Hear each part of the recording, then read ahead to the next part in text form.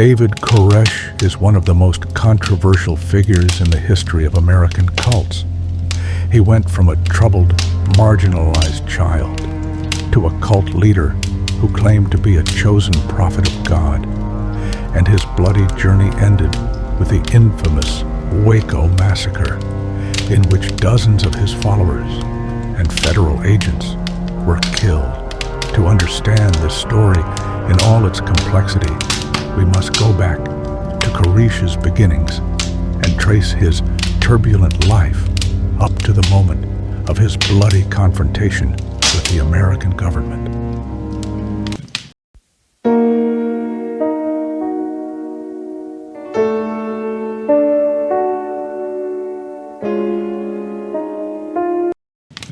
David Koresh was born on August 17, 1959, in Houston, Texas, as Vernon Wayne Howell. His birth was not easy, as his mother, Bonnie Clark, gave birth to him when she was only 14 years old, while his father, Bobby Wayne Howell, was a teenager at 19 years old. But he abandoned his family before his son was born. Bonnie had a difficult life and was unable to raise her son on her own, so she left him in the care of his grandmother for a while, and she later married a man named Roy Helderman. Roy was not a loving father and treated the child harshly, which increased his feelings of frustration and isolation. Vernon, later David, struggled in school as he suffered from dyslexia, which made it difficult for him to understand and achieve academically. He was subjected to ridicule from his classmates, which led him to isolate himself and develop his own interests, which centered around religion and music. He was fond of playing the guitar and spent long hours studying the Bible until he knew large sections of it by heart.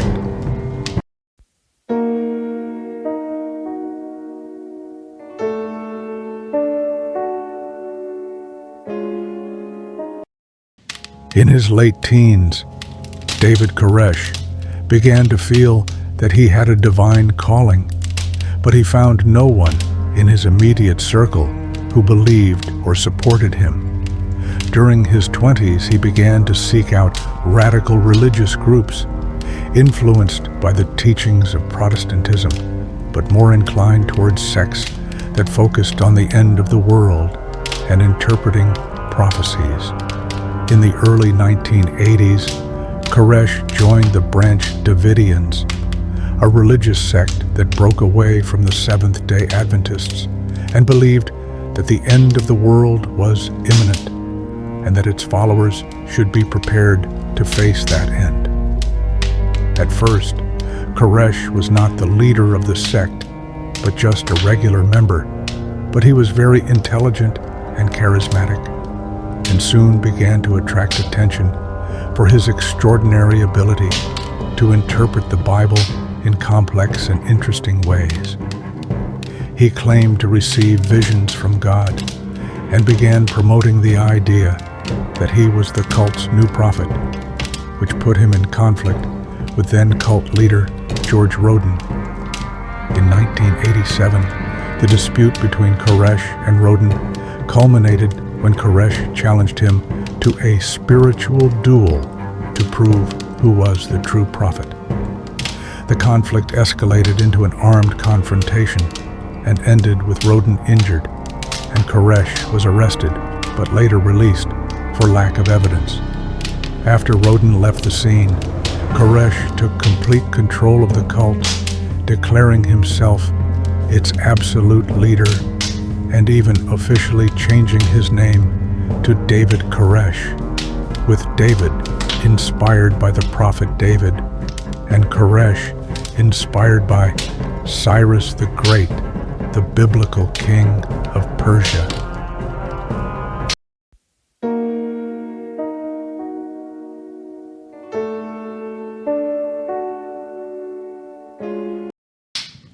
After taking over the cult, Koresh began to establish absolute authority over his followers.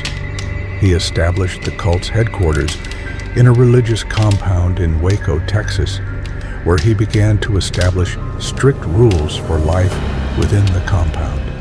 Koresh espoused extreme teachings, claiming that God had revealed to him that he was the Lamb mentioned in the book of Revelation, and that he was the Savior who would lead his followers to salvation at the end of the world.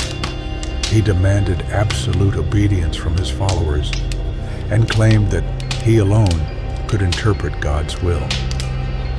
He also imposed a strict regimen on them, which included giving up their personal possessions to the cult, leading an ascetic lifestyle, and training in combat in preparation for the last days. One of Koresh's most controversial practices was his polygamy, some of which was underage. He claimed that God had instructed him to have a number of women as spiritual husbands, and that all of his followers' wives were in fact his wives. He fathered several children with women of the sect and considered them to be the new generation of God who would rule the earth after the end of the world.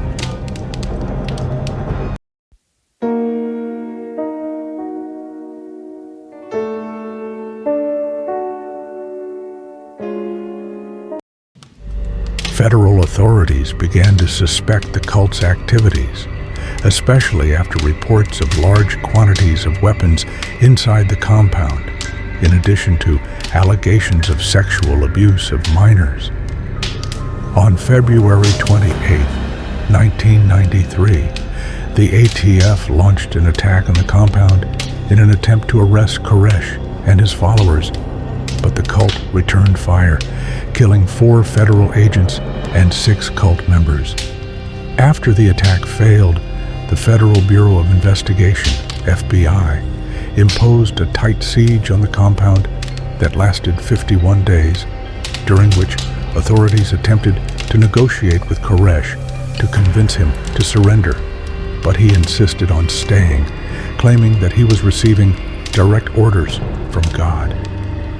On April 19, 1993, the government decided to end the siege by force, launching a full-scale attack using tear gas and armored vehicles.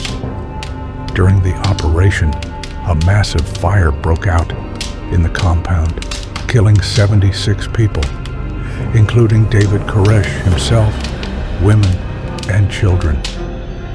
The cause of the fire remains controversial to this day, with the government claiming Koresh's followers set it themselves, while others believe a federal attack caused it.